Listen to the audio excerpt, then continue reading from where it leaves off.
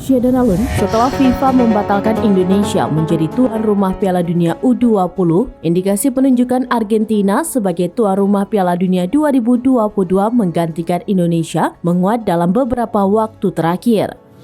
Sejauh ini Argentina adalah satu-satunya negara yang telah mengajukan penawaran resmi.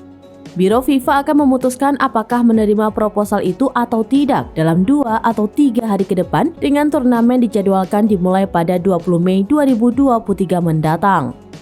Kabar munculnya Argentina sebagai tuan rumah baru Piala Dunia U20 langsung disambut dengan hangat oleh pihak Israel. Pernyataan itu diwakili oleh Duta Besar Israel untuk Argentina, Eyal Sela.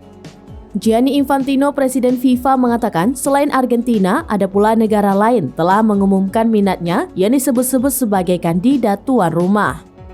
Ia mengatakan sebagai pencalonan dengan jaminan pemerintah dan detail lainnya, Argentina adalah yang pertama dan pihaknya akan membuat keputusan dalam 2 atau 3 hari. Selain itu, Infantino sendiri menganggap negara tempat lahir Lionel Messi itu mempunyai kapasitas menjadi tuan rumah. Dengan kapasitas mereka itu, Argentina pasti bisa menyelenggarakan Piala Dunia U20 2023 dengan baik.